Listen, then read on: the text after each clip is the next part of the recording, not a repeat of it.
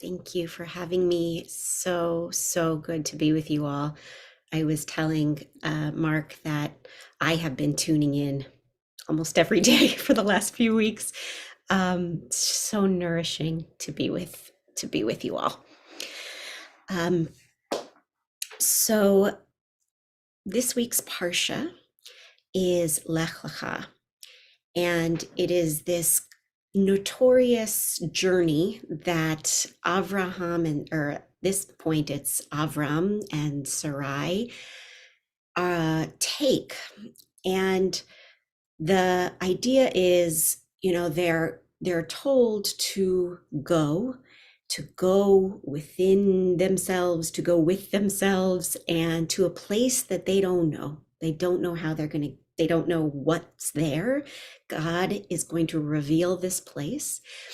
And for this reason and many other reasons, um, Abraham is held up as our ancestor that is most closely associated with faith, because this journey and so much that he's called upon to do really relies on faith.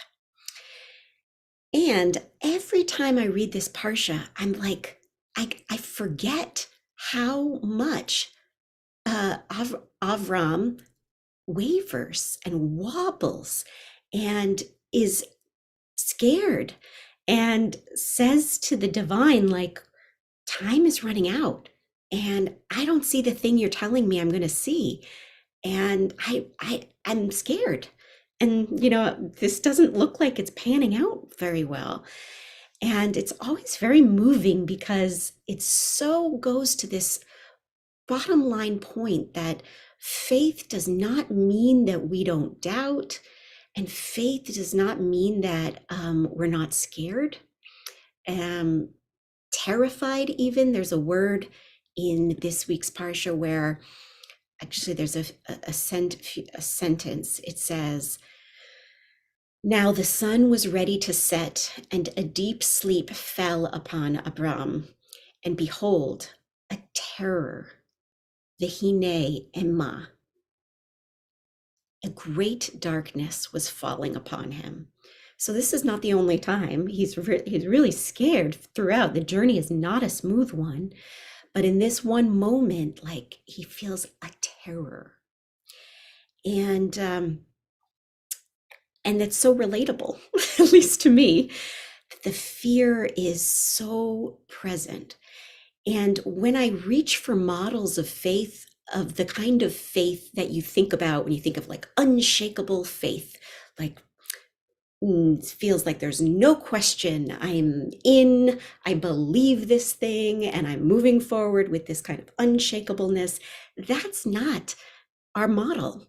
Our model is quite shaky. And the thing that we're told, how God comforts Abram and the promise that's made, is in this beautiful way of telling him to look up, first of all, get out of his fear and his head and his desire to know the outcome, and look at the stars and try and count the stars as if you could. Like, it's this real connection to the vastness that is above. And in that same vein, to look below to the earth and count the grains of sand. And the promise is, your offspring will be like the stars and like the sand. And there's that literal comfort, your offspring. That's, or it's actually not so literal. It's like a simile. They will be as the stars in the sky and the grains of the sand. But I think I almost take it, for me personally, kind of almost literally, like, this is a moment where, of course, we want the story to go well. And of course, we want to protect ourselves and our loved ones, and we want safety. And that is good and normal and, human. And to try and remember that all things are made of all things, that there is this big picture, this vastness that's going to exist after we die, that was here before we were born, that exists within us, that we are a part of at all times, like holding that big picture while, working and fighting for justice and, loving and praying. Both of those things are true. And that's, the real vision of faith that is helpful for me. So I hope is helpful for you. So we're going to do a little bit of a practice where we center between Shamayim, the heavens, and Haaretz, the land, and find our place in this moment, this beautiful, difficult, painful, horrible moment. And we find our place just as we are and just being with what is. So I want to invite you to find a seat that feels comfortable for you. You're also welcome to lie down.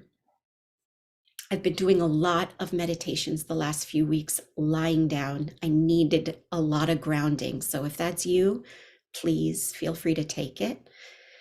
Or seated, or moving, or standing, whatever feels most comforting to your body right now. Taking a few deep breaths to settle and to open.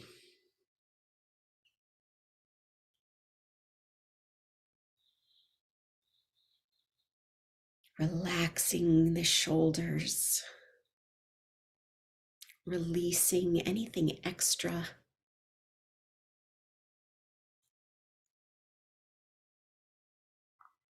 Softening the jaw. Inviting the body, if you are seated, to lean slightly back, to get out of the future and to kind of rest for just a moment, for just a few moments in this moment, in this place, in this time.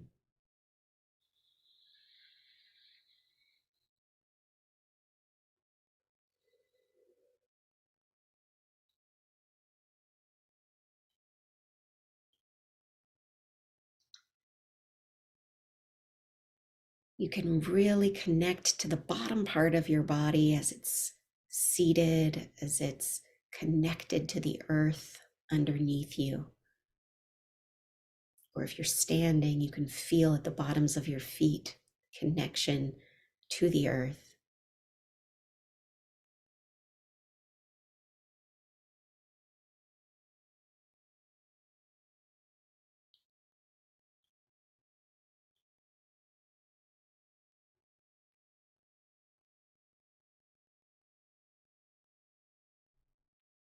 And rising up from your seat, if you're seated or standing, you can feel the space between your vertebrae and your back holding you up, supported from the earth.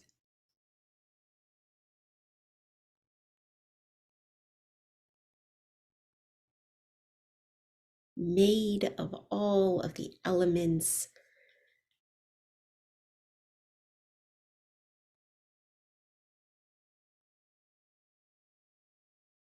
water, fire, wind,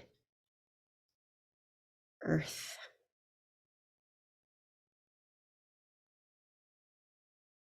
These human bodies.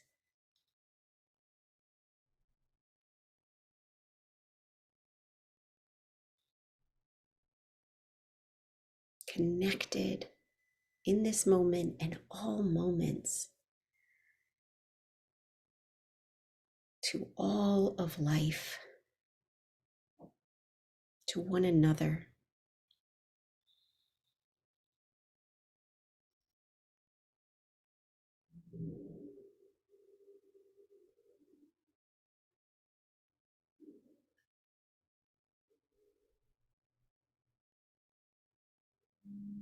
Bringing attention, if you're seated or standing, to that space above the crown of your head, reaching towards the heavens,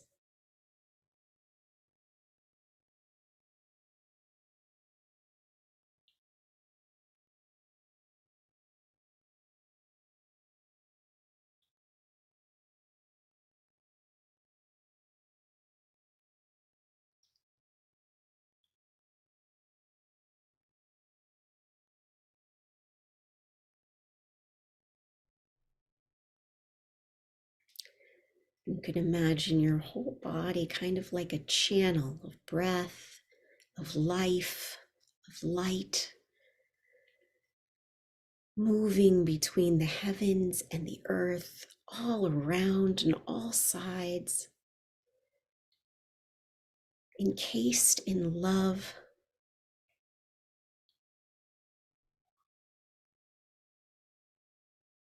Breathing in love,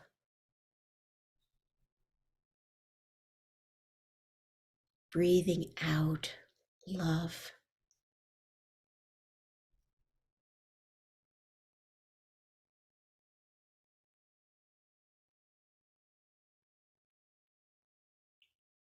If your mind is trying to figure that out, doing some analysis, you can just give the mind a little bit of a rest. Say, thank you. I know you're trying to figure this out.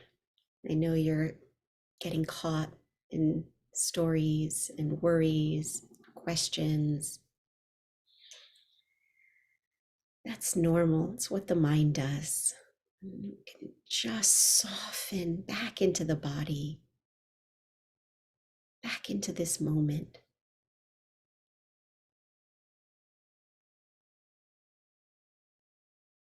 grounded with the earth, connected up through heaven.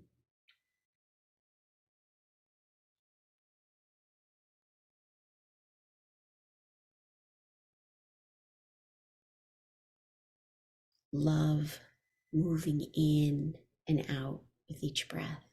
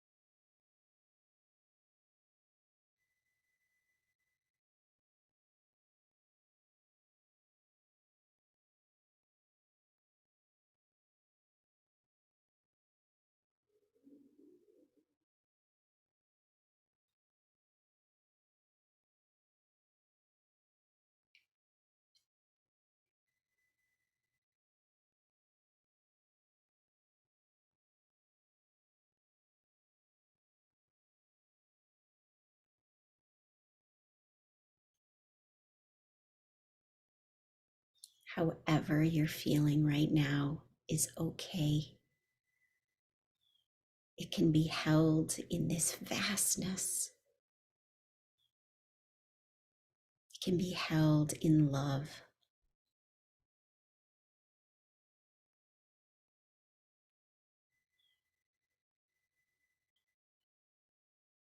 If it feels good for you, you could put a hand on your heart or two, like I'm doing.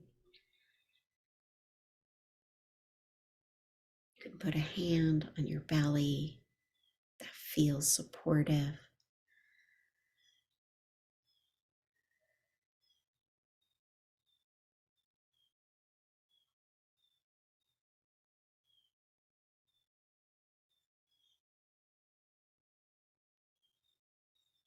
Faith includes the holding of your terror and your fear and your grief.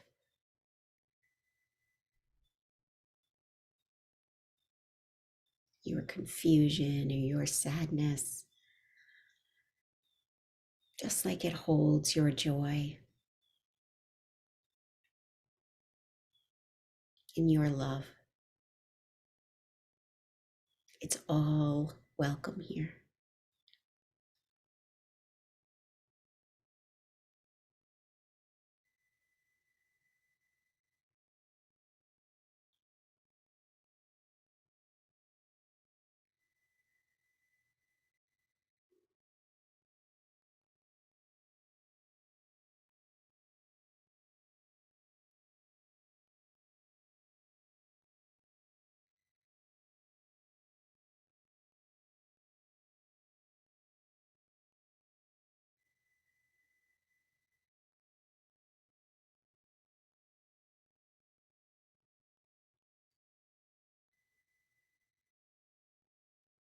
If you're finding yourself getting lost, just come back to that feeling of your seat against the chair or the cushion or the ground, that steadiness underneath you, deep and vast earth. It's holding you.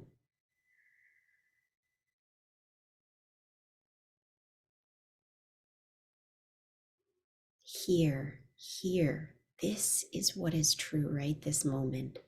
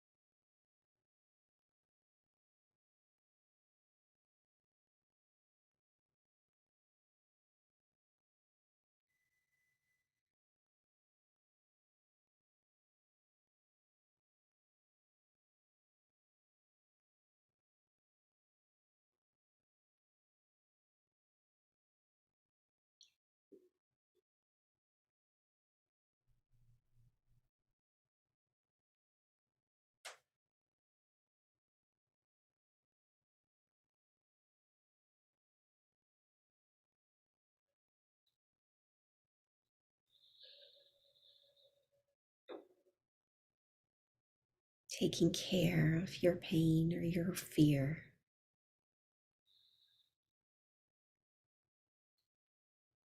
Taking care of anything you're feeling right now. Allowing it to be there. Holding it with gentleness.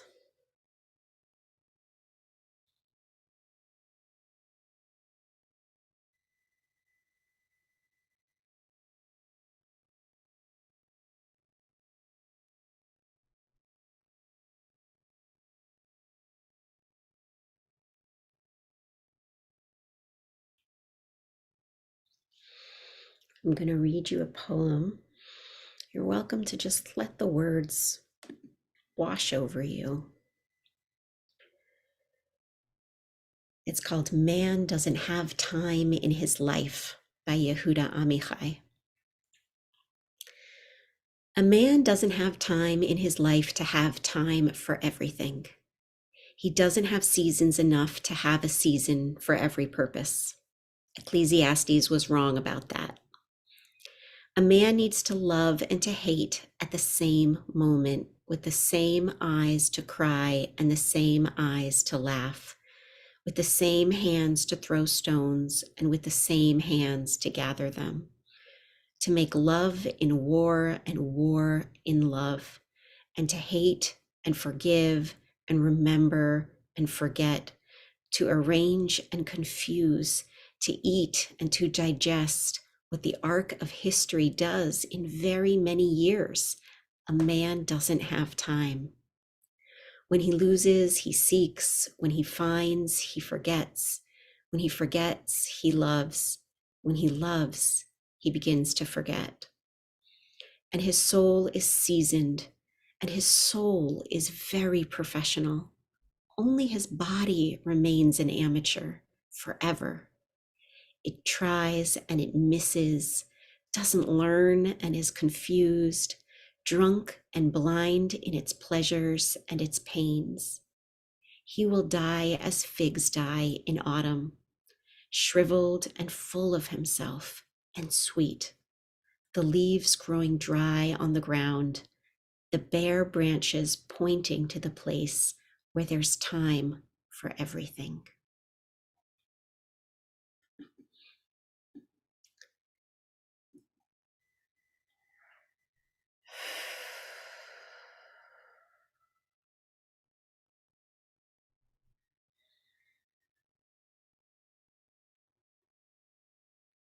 So we're just going to breathe, holding all of these contradictions within us and remembering the place where there's time for everything,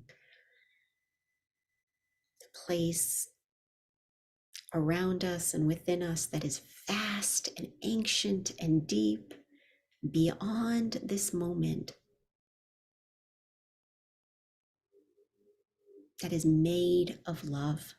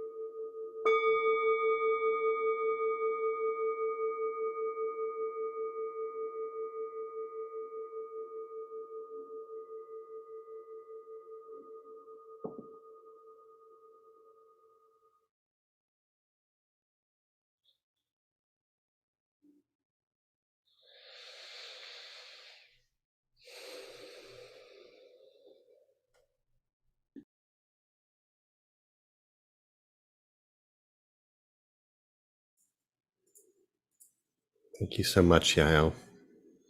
Friends, before we turn to the Mourner's Kaddish, I want to acknowledge and thank our sponsors, those who have sponsored our practice today, this beautiful teaching and practice, Nancy and Audrey Tepper, and read their dedication.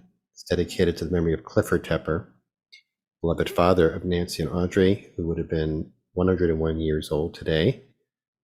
Sadly, passed away just a few weeks ago at age 100. Zichrono Libracha, may his memory be a blessing.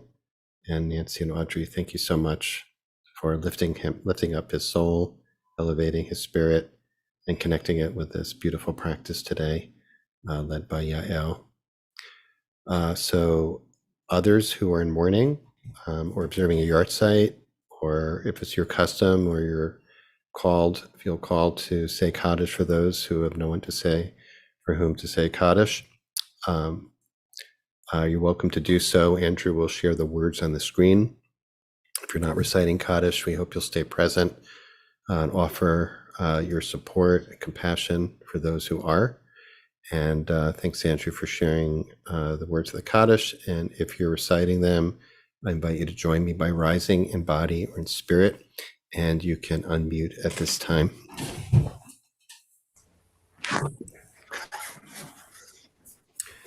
Yitgadal, Yitkadash, Shemei Rabbah, Yalmad Divrach Gilutei, Yamlich Malchutei, Chayechon Uvyomechon, Yeh Dechol Beit Israel, Agala Uvizman Karu, Amen. Yehi Shmei Rabba Rabba Mebarach, Maborak Am Lame Almaya, Rach, Ach Yitzhar, V'Yitmam, V'Yitnaseh, Yitzhar, V'Yitleh, V'Yitaush, V'Yitavricha, Ela Minkum, Kat V'Shush,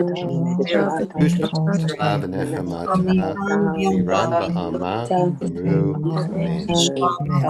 Hey, Shlama Rabba Ben Shalama Rabba Shemaya, Ben Shemaya, Yisrael Aleinu, Ayinu, V'Kol Hashem, Yisrael, Kol Yisrael, Oseh Shalom B'Ramav, Shalom Aseh B'Mamamayim, Shalom, Yaseh Nu, Shalom, Aleinu V'Kol Vel, Yisrael, Yoshvei Tevel, Ru, Amen. Amen. including the Palestinian. Friends, thanks so much for joining us today for this beautiful practice led by Yael Shy. And maybe we can put, Andrew, if you have the links to Yael's current programs, this wonderful offerings that Yael has that you might check out through her website, a retreat that she'll be leading with our sibling organization, Pardes Institute, later in December, at the end of December. Thanks, Andrew, for sharing those links, and a beautiful program as well that Yael will be starting for cultivating resilience that starts in just a couple of weeks at the beginning of November. If you're leaving us today, we hope you'll join us tomorrow to sit into Shabbat together. Always special for us to gather and to enter into Shabbat together at our usual time, 12:30 Eastern, and Rabbi Margie Jacobs will be leading us tomorrow to do so. So if you're leaving us now, we hope you'll join us tomorrow, and if not, we wish you an early Shabbat Shalom. We hope we'll see you next week. Just a reminder that actually a week from Monday, that is not next week, but the week after, will be the next in our week-long series, although actually it's a 4-day series of meditations led by our friend Rabbi Daniel Raphael Silverstein, who'll be doing a series that's based on the Shema, and very much looking forward to that. He'll be joining us from Israel for 4 sessions, Monday through Thursday, beginning a week from Monday. So please mark your calendars. We're very much looking forward to learning and practicing with Rabbi Daniel then. So if you have questions for Yael or just want to share reflections on the teaching, you're welcome to do so. We'll stay on today for about just 10 minutes. Unfortunately, Yael's only available for the next 10 minutes, so we'll take advantage of that. Thanks so much, Yael. I'd love to reiterate the teaching because as you mentioned, I really also appreciate you just being part of this community and sharing how helpful it is for you as it is for me. And the upshot of the teaching that I got in relation to Avram, and I really also appreciated how he's a relatable guy.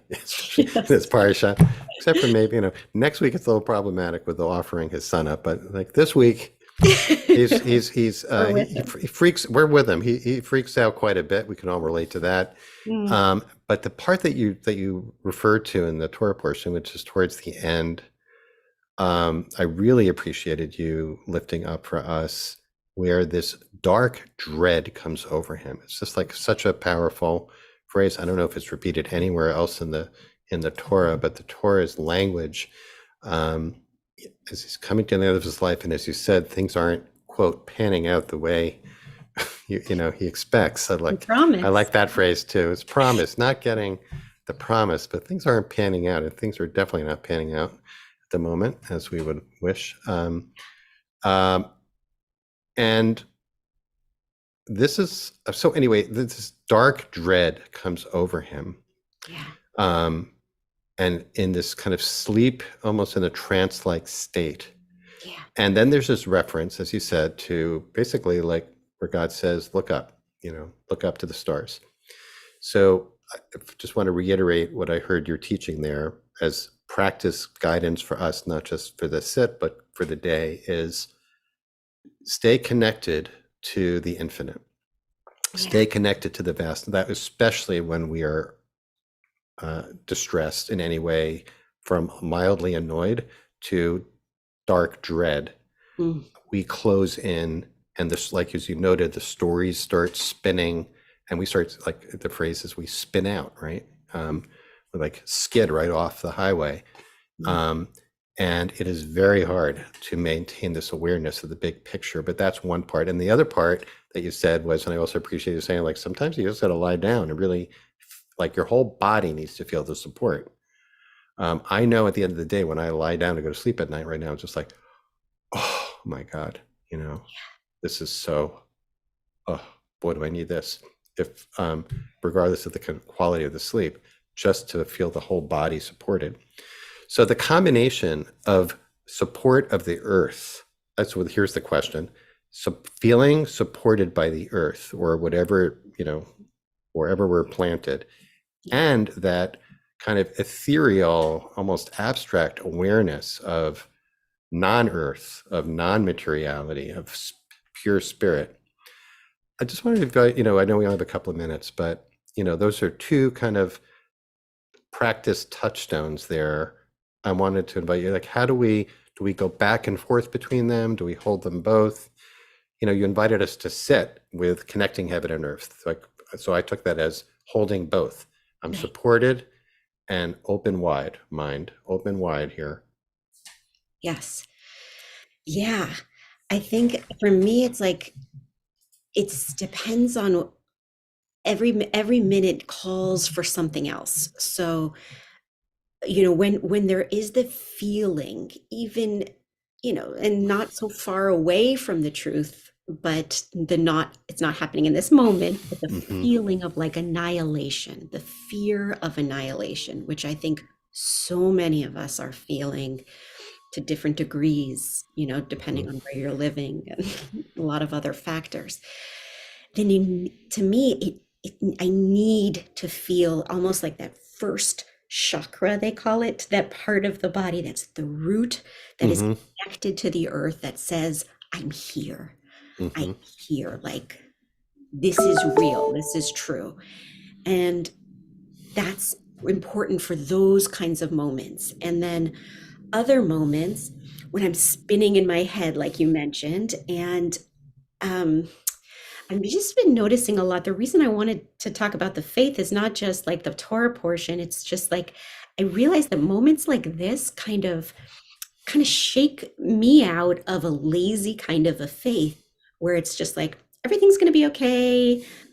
This person in the sky is kind of taking care of me, even though, like, intellectually, that's not exactly how I configure God.